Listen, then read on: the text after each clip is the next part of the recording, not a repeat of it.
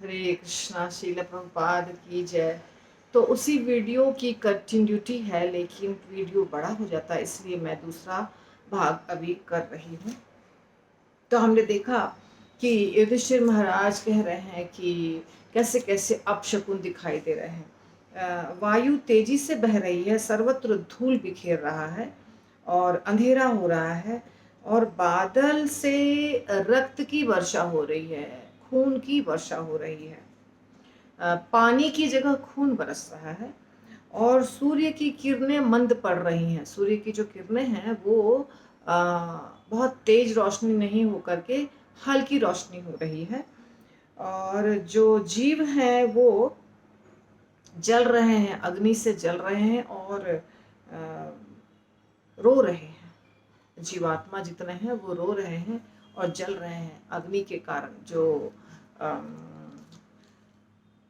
आग उगल रहा है, ऊपर में हमने देखा था जानवर, हाँ सॉरी, जानवर आग उगल रहे हैं। सूर्य की किरणें तो मंद पड़ रही हैं, लेकिन तारे तारे जो हैं वो आपस में भिड़ रहे हैं, टकरा रहे हैं। तो तारे टकरा रहे हैं। नदियां, सहायक नदियां, तालाब, जलाशय तथा मन सभी विक्षुब्ध है। तो नदियां भी दुखी हैं, तालाब भी दुखी हैं, जलाशय भी दुखी हैं और मन भी दुखी है। सब अपसेट हो गए हैं, दुखी हो गए हैं, डिप्रेस्ड हो गए हैं।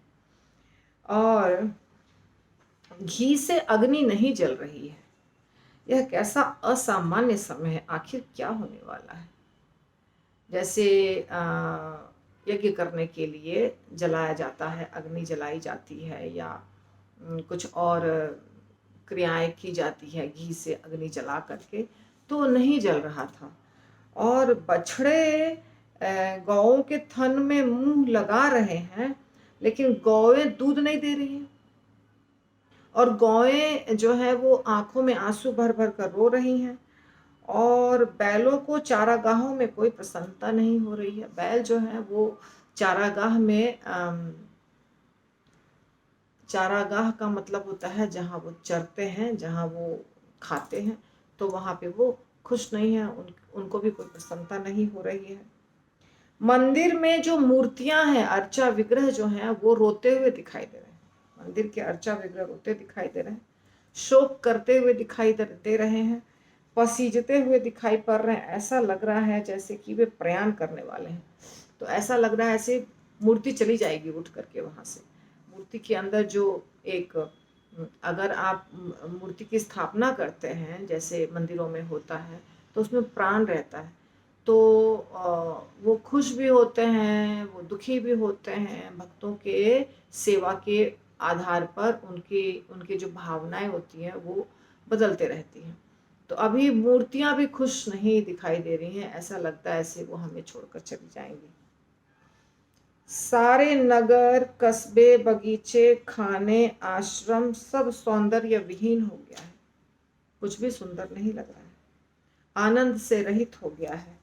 मैं नहीं जानता कि कौन सी विपत्ति आने वाली है। युधिष्ठिर महाराज कह रहे हैं कुछ तो विपत्ति आने वाली है और अवश्य आने वाली है, क्योंकि ये सारे लक्षण अच्छे नहीं हैं। मैं सोचता हूँ कि ये सारे पृथ्वी पर के उत्पात विश्व के सौभाग्य की किसी बहुत बड़ी हानि को सूचित करने वाले हैं। संसार भाग्यशाली था कि उस पर भगवान के चरण कमलों के पदचिन्ह चिन्हित हुए, किंतु ये लक्षण यह सूचित कर रहे हैं कि अब आगे ऐसा नहीं होगा। तो जब भगवान थे, भगवान ब्रजभूमि में सब जगह घूमते थे, नाचते थे, गाते थे, लीला करते थे, तो ब्रजभूमि बहुत आनंदित था, लोग बहुत आनंदित थे। भगवान के चरण चिन्ह सब जगह अंकित थे। भगवान के चरण चिन्ह अंकित होने के कारण लक्ष्मी माता वहाँ थी, बहुत प्रसन्न थे सब लोग। पर अब ऐसा होने वाला नहीं है, सब जगह अमंगल अपशकुन हो रहा है। तो हे ब्राह्मण शौनक, अब जब महाराज युधिष्ठिर उस समय पृथ्वी पर इन अशुभ लक्षणों को देख रहे थे और अपने मन में इस प्रकार सोच रहे थे, तभी अर्जुन द्वारकापुरी से वापस आ गए। तो शौनक मुनि को बता रहे हैं ये सुखदेव, सूत गोस्वामी, हाँ सूत गोस्वामी, शौनक आदि ऋषि, शौनक आदि ऋषि को कह रहे हैं। तो कह रहे हैं कि जब ये सब चल रहा था तो उसी समय द्वारका से अर्जुन वापस आ गए। अभी युधिष्ठिर महाराज अंदाज लगा रहे थे कि कुछ अशुभ अशुभ होने वाला है। अब अर्जुन पहुंच गए, तो अब युधिष्ठिर महाराज कंफर्म करेंगे, पूछेंगे कि तुम बताओ क्या देखा, क्या तुमने द्वारका में देखा, कैसे देखा, भगवान को कैसे देखा, ये सब प्रश्न आने वाले हैं। तो जब वे राजा के चरणों पर झुके तो राजा ने देखा कि उनकी निराशा अभूतपूर्व थी। तो अर्जुन को जब देखा युधिष्ठिर महाराज, ये तो भगवान के नगरी से आ रहे हैं, लेकिन इनके अंदर कोई खुशी नहीं दिखाई दे रही है, ये तो बहुत दुखी दिखाई दे रहे हैं, निराशा जनक चेहरा इनका है। सिर झुका हुआ था और आंखों से आंसू बह रहे थे। अर्जुन की जो आंखें थी कमल के समान, कमल नेत्र, अर्जुन की आंखें भी कमल के समान थी, तो उससे आंसू बह रहे थे। हार्दिक चिंताओं के कारण अर्जुन को पीला हुआ देखकर राजा ने नारद मुनि द्वारा बताए गए संकेतों का स्मरण करते हुए मित्रों के बीच में ही उनसे पूछा। तो प्राइवेट चीजें तो अलग से पूछी जाती हैं, कुछ कॉन्फिडेंशियल बात है तो सबके सामने नहीं की जाती है। पर युधिष्ठिर महाराज को पेशेंस नहीं था, उनको एक मिनट भी रुकने का मन नहीं था, जानना बहुत ही आवश्यक था। सारे मित्रों के बीच में उन्होंने अर्जुन के ऊपर प्रश्नों की लड़ी लगा दी, झड़ी लगा दी। उन्होंने इतने प्रश्न पूछे, घुमा घुमा के, क्योंकि उनको जानने का मन था कि भगवान के जहाँ भी तुम गए थे भगवान के बारे में जानने के लिए, तो वास्तव में क्या हुआ। इसलिए युधिष्ठिर महाराज ने उनसे बहुत कुछ पूछा। युधिष्ठिर कहते हैं, हे भ्राता, मुझे बताओ कि हमारे मित्र तथा संबंधी यथा मधु, भोज, दशार, आर, सात्वत, अंधक और यदुवंश के सारे सदस्य अपने दिन सुख से बिता रहे हैं ना। तो ये सारे भगवान के वंशजों के नाम हैं। वहाँ पे बहुत सारे थे जो सब मिला करके सब एक ही खानदान के अलग अलग भाई भतीजे हैं, तो उनके वंशज हैं भगवान के। और उसमें है यदुवंश, अंधक, सात्वत, आर, दशार, भोजवंश, मधु, ये सारे जो हैं ये सब एक ही जगह के हैं, मथुरा के ही, उनके ही आसपास के। तो पूछ रहे हैं युधिष्ठिर महाराज कि तुम सबसे मिलने गए थे, तो बताओ कि ये सारे जो घर परिवार वाले हैं ये सब सुखी हैं कि नहीं, उनके दिन कैसे बीत रहे हैं, वो कैसे हैं। मेरे आदरणीय नाना शूरसेन प्रसन्न तो हैं, तथा मेरे मामा वसुदेव तथा उनके छोटे भाई ठीक से तो हैं। सूरसेन, उग्रसेन ये सब थे ना, तो उनके बारे में पूछ रहे हैं कि वो सब ठीक से तो हैं। देवकी और उनकी सातों पत्नियां परस्पर बहिनें हैं, वे तथा उनके पुत्र एवं बहुएं सब सुखी तो देवकी माता वसुदेव की पत्नी थी और उनकी और दूसरी 7 पत्नियां थी वसुदेव की, जो सब बहन थी। तो वही बता रहे, देवकी आदि उनकी 7 पत्नियां, मतलब देवकी को मिलाकर 7, जो सब बहन हैं, तो सब बहनें हैं। तो क्या वो सब और उनकी बहुएं, उनके पुत्र, उनकी पुत्र वधु, वो सब सुखी हैं। क्या उग्रसेन जिनका पुत्र दुष्ट पुत्र कंस था और उसका छोटा भाई, क्या वे अब भी जीवित है? क्या ऋदिक तथा उसका पुत्र कृतवर्मा कुशल है? क्या अक्रूर जी, जयंत, गद, सारण, शत्रुजित प्रसन्न है? क्या बलराम जी ठीक हैं, अच्छे हैं बलराम जी? तो ये सबका एक एक करके नाम लेकर के पूछ रहे हैं युधिष्ठिर महाराज। और वृष्णि कुल के परम सेनापति प्रद्युम्न कैसे हैं? प्रद्युम्न आपको पता है कृष्ण के पुत्र अनिरुद्ध, और अनिरुद्ध के पुत्र प्रद्युम्न, यानी कि कृष्ण के पोता, ग्रैंड चाइल्ड, किस तरह है? वे प्रसन्न तो हैं। और भगवान के पूर्ण अंश अनिरुद्ध ठीक से तो हैं, तो भगवान के पुत्र अनिरुद्ध, उनके पौत्र प्रद्युम्न दोनों ठीक तो हैं। और कृष्ण के जो सेना नायक थे, उनके जो सेना नायक का कार्य किए थे, जो पुत्र जिनका नाम था सुषेण, चारुदेश, जाम्बवती के पुत्र सांब और ऋषभ, अपने अपने पुत्रों सहित ठीक तो है। मतलब उनके पूरे खानदान का नाम ले रहे हैं कि उनके खानदान में ये सब, जैसे अभी हम अपने किसी रिश्तेदार के घर जाते हैं तो उनके घर में बहुत सारे लोग होते हैं, तो हमको तो सबका नाम पता रहता है। अब ये बात अलग है कि भगवान कृष्ण का बहुत बड़ा परिवार था और हमारी बुद्धि इतनी कम है कि हमें तो नाम नहीं याद रहता है, लेकिन ये तो युधिष्ठिर महाराज थे तो उन्हें तो नाम याद था। तो उन्होंने सबका नाम ले लेकर के पूछा कि सब उन कृष्ण, उनकी पत्नियां, उनके चाचा, उनके नाना, उनके सारे बच्चे, बच्चों के बच्चे सब ठीक तो हैं। इसके अतिरिक्त शुतदेव, उद्धव तथा अन्य नंद, सुनंद और अन्य मुक्तात्माओं के नायक जो भगवान के नित्य संगी हैं, भगवान बलराम तथा कृष्ण द्वारा सुरक्षित तो हैं। वे सब अपना अपना कार्य ठीक से चला रहे हैं ना। वे जो हमसे नित्य मैत्री पाश में बंधे हैं, हमारी कुशलता के बारे में पूछते तो हैं। तो क्या वो सब सही हैं? क्या वो अपना जीवन अच्छे से बिता रहे हैं? और क्या वो मुझे याद करते हैं? क्या वो पूछते हैं कि युधिष्ठिर कैसे हैं, हमारे बारे में कुछ पूछते हैं? ये भी उन्होंने पूछा। और भगवान कृष्ण उनकी जो गायें, इंद्रियां, आनंद, ब्राह्मणों को आनंद प्रदान करने वाले, नमो ब्रह्मण्य देवाय गो ब्राह्मणिताय च जगताय कृष्णाय गोविंदाय नमो नमः, ये श्लोक जो है तो भगवान वही भगवान के जो गुण है कि वो गायों को, इंद्रियों को, ब्राह्मणों को आनंद प्रदान करते हैं, वही पूछ रहे हैं युधिष्ठिर महाराज कि भगवान भक्त वत्सल हैं। भगवान अपने सारे भक्तों को, जैसे गाय है, ब्राह्मण है, या फिर हमारी इंद्रियां हैं, सब खुशी देते हैं, भक्तों को खुशी देते हैं। तो क्या वो अपने मित्रों से, भक्तों से घिर करके, भगवान के एक गुण है कि वो भक्तों से घिरे रहते हैं, तो क्या वो घिरे हुए हैं? क्या वो एंजॉय कर रहे हैं? क्या वो भोग कर रहे हैं? सब सभा में, जो द्वारका की सभा है वहां पे क्या वो विलास कर रहे हैं? परम भोक्ता आदि भगवान तथा आदि भगवान अनंत बलराम यदुवंश रूपी सागर में समस्त विश्व के कल्याण, सुरक्षा तथा उन्नति के लिए निवास कर रहे हैं और सारे यदुवंशी भगवान की भुजाओं द्वारा सुरक्षित रहकर वैकुंठ वासियों की भांति जीवन का आनंद उठा रहे हैं। तो भगवान चले गए थे मथुरा छोड़ करके, और द्वारका में उन्होंने एक बड़ी नगरी बना ली थी। वहाँ सारे पत्नियों को ले आए थे, सारे बच्चों को ले आए थे, फिर उनके जो ग्रैंड चिल्ड्रन थे, बच्चों के बच्चे, उनको ले आए थे। फिर वहाँ सब बहुत आनंद पूर्वक रह रहे थे। तो यही युधिष्ठिर महाराज पूछ रहे हैं कि उनका जो पूरा परिवार है, या उनकी जो सभा है, राज्य सभा है, उनकी जो प्रजा है, उनके जो सीनियर अर्थात दादा परदादा हैं, वो सब वहाँ सुखी हैं कि नहीं।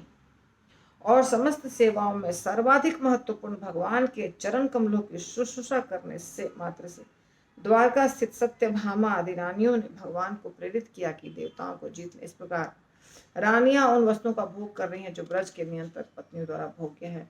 तो रानियां भी हैं, वो सब भी भोग कर रही हैं वहाँ पे। तो ये सारा जो उनके अंदर में जानने की इच्छा थी, कुल मिलाकर युधिष्ठिर महाराज इनडायरेक्टली और डायरेक्टली यही पूछ रहे हैं कि मैंने जो अपशकुन देखा अभी थोड़ी देर पहले, वो गलत फहमी तो नहीं थी? वो भगवान करे कि गलत फहमी हो जाए, तो सब शुभ है ना, सब अच्छा चल रहा है ना?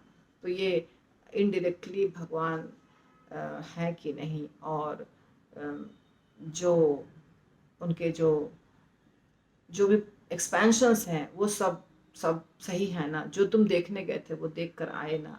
जो मैं देखा हूँ अपशकुन वो गलत हो जाए, जो तुम देखने गए थे वो सब अच्छा रिपोर्ट मुझे दे दो, ऐसा युधिष्ठिर महाराज के मन में चल रहा था। इसीलिए वो डायरेक्टली नहीं पूछ करके बहुत सारी चीज़ों को एक एक करके उन्होंने पूछा, ताकि उनको तसल्ली मिल जाए कि भगवान वहाँ सुखी हैं, खुश हैं, और भगवान धरती पर हैं अभी तक।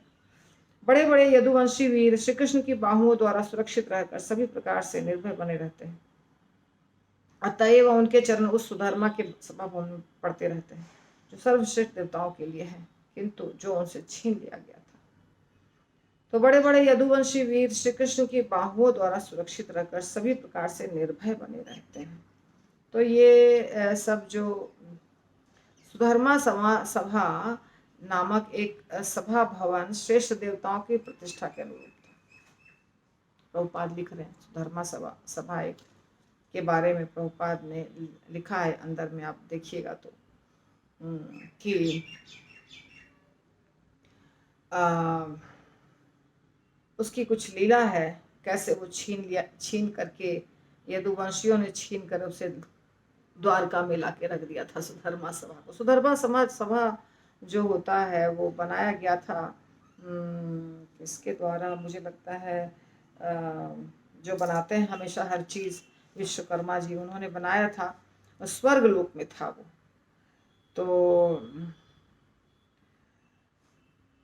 तो उसको ले आए थे वो लोग द्वारका पे। तो इसलिए कह रहे हैं यहाँ पे कि वो उनके चरण कमल सुधर्मा सभा सभा के भवन में पड़ते रहते हैं, जो सर्वश्रेष्ठ देवताओं के लिए, किंतु उनसे छीन लिया गया था, देवताओं से छीन लिया गया था सुधर्मा सभा। तो इसको आप पढ़ सकते हैं, इच्छा हुई ज़्यादा जानने की तो। मैं थोड़ा ज़्यादा नहीं बता करके शॉर्ट में जा रही हूँ। तो सुधर्मा सभा में सब कुछ बहुत अच्छा होता है। वहाँ पे वो बनाई गई थी भगवान के लिए, देवताओं के लिए बनाई गई थी। देवताओं के स्वर्ग लोक से लेकर के सुधर्मा सभा को ले आया गया था। कहाँ पे? द्वारका में। तो ये भगवान के जो वंशज थे, यदुवंशी जो थे, वो थोड़ा सा जबरदस्ती कर रहे थे। तो इसीलिए आप देखते हैं कि बाद में क्या क्या होता है ना। बाद की जो लीला है इसका कारण वही है, क्योंकि भगवान के जो वंशज थे वो ज़्यादा पावरफुल हो गए थे, और भगवान नहीं चाहते थे कि उनके वंशज उनके नाम पर कुछ गलत कार्य करें, इसलिए भगवान ने सबको समेट लिया। तो मेरे भाई अर्जुन, मुझे बताओ कि तुम्हारा स्वास्थ्य ठीक है ना? और ऐसा क्यों लगता है कि तुमने अपनी कांति खो दी है, शारीरिक कांति? क्या द्वारका में दीर्घ काल तक रहने से अन्यों द्वारा असम्मान उपेक्षा दिखलाने के कारण ऐसा हुआ? तो तुम दुखी क्यों दिखाई दे रहे हो? ऐसा क्यों लग रहा है कि तुम खुश नहीं हो? तुम्हारे चेहरे पर जो चमक होनी चाहिए थी वो चमक नहीं है, ऐसा क्या कारण है? कहीं तुम्हारा किसी ने अपमान तो नहीं किया है? क्या किसी ने तुम्हें धमकाया तो नहीं है? किसी ने दान मांगा और तुमने उसको दान नहीं दिया? किसी को दिया हुआ वचन तुमने नहीं निभा पाए? कुछ ऐसा तो अधार्मिक तो नहीं किए हो? ये सब जो कार्य हैं ये धर्म के कार्य हैं। जैसे किसी को वादा किया तो पूरा करना, किसी को दान दिया तो दान नहीं लेना वापस, या दान अवश्य देना, या किसी को अपमानजनक शब्द बोलना, ये गलत है। तो ये सब जब कार्य हम करते हैं तो हमारे चेहरे की कांति जो है वो समाप्त हो जाती है, चमक समाप्त हो जाती है, हमारे अंदर के सतोगुण नष्ट हो जाते हैं। इसलिए ये सब पूछ रहे युधिष्ठिर महाराज। तुम तो सदा से सुपात्र जीवों के तथा ब्राह्मणों, बालकों, गायों, स्त्रियों, योगियों की रक्षा कर रहे हो। क्या तुम उनके शरण मांगे जाने पर उन्हें शरण नहीं दे सके? तो जो कमज़ोर वर्ग होते हैं वो कभी कभी बलवान के पास आके उनसे याचना करते हैं, रिक्वेस्ट करते हैं कि आप मुझे मेरी रक्षा कीजिए, आप मेरे कष्ट का निवारण कीजिए, या मुझे ये समस्या है, इस समस्या का समाधान आप कर दीजिए। तो जो बलवान होते हैं, खास करके क्षत्रिय, उनका धर्म होता है कि वो सामने आने वाले को सुरक्षा दें, और उनको जो चाहिए, छोटी मोटी चीज़ें जो ज़रूरत की हैं वो उनको प्रोवाइड करें। तो ऐसा करना उनका धर्म है। इसलिए युधिष्ठिर महाराज पूछ रहे हैं कि कहीं ऐसा तो नहीं कि कोई आया तुम्हारे पास शरण मांगने और तुमने उसे शरण नहीं दी? क्या तुमने दुष्चरित्र स्त्री के साथ समागम किया? और ये भी एक क्षत्रिय का धर्म है कि कोई स्त्री अगर आती है और कहती है कि मुझे आपसे पुत्र चाहिए, तो क्षत्रिय उसे ना नहीं करते। पर यह भी देखना आवश्यक है वो स्त्री है कौन। तो इसलिए कह रहे युधिष्ठिर महाराज, किसी दुष्चरित्र स्त्री के साथ तो समागम नहीं कर लिया, अथवा किसी सुपात्र स्त्री के साथ अभद्र व्यवहार तो नहीं किया, कोई अच्छी स्त्री के साथ तुमने बुरा बर्ताव तो नहीं किया। अर्थात तुम, और या तो तुम किसी रास्ते में किसी व्यक्ति के द्वारा हारे तो नहीं हो, पराजित तो नहीं हो गए हो, जो तुमसे निकृष्ट है या तुम्हारे समान है, अपने बराबर वालों से या अपने छोटे से तो नहीं तुम हार गए हो? क्या बात है, क्यों दुखी दिखाई दे रहे हो?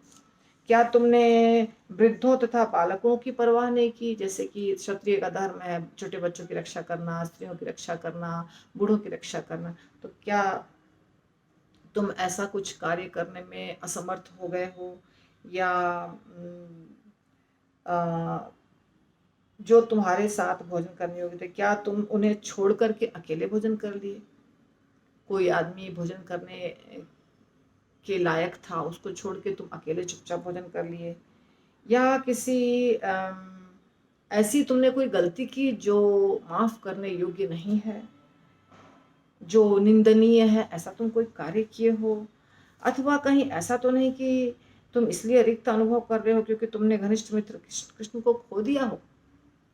हे मेरे भ्राता अर्जुन, तुम्हारे इतने हताश होने पर का मुझे कोई अन्य कारण नहीं दिखता। लास्ट में युधिष्ठिर महाराज कहते हैं, सब कुछ पूछने के बाद कहीं तुमने कृष्ण को तो नहीं खो दिया?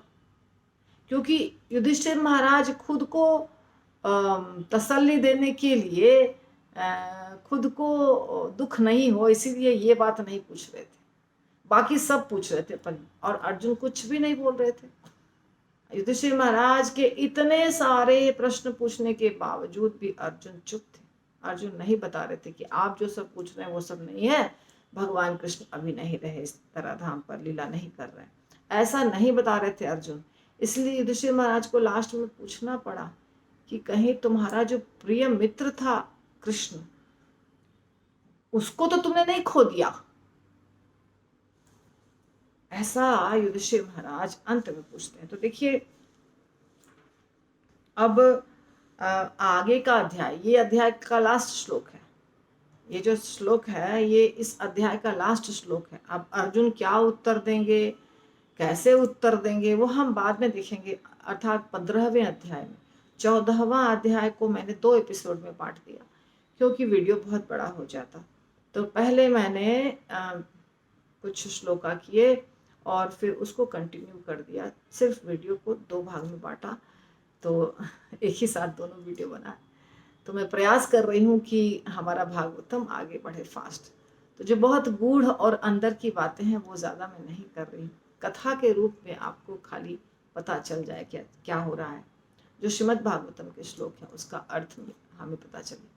तो हमने इस अध्याय में ये देखा कि भगवान कैसे धराधाम पर से लीला समाप्त समेट करके जा रहे हैं। जो इंडिकेशन अभी मिला है, अभी स्पष्ट उत्तर नहीं मिला है, लेकिन इस अध्याय में युधिष्ठिर महाराज अर्जुन से अलग अलग प्रकार से पूछते हैं कि क्या भगवान इस धराधाम पर अभी तक ठीक से हैं या तो चले गए। तो आशा करती हूँ आपको कुछ फायदा हो रहा हो, और अगले एपिसोड में हम अध्याय 15 करेंगे। अध्याय 14 समाप्त हो गया। यदि वीडियो अच्छा लगता हो तो आप उसको सब्सक्राइब करिए और अधिक से अधिक लोगों को शेयर कीजिए। हरे कृष्णा। श्रील प्रभुपाद की जय। श्रीमद् भागवतम कथा की जय।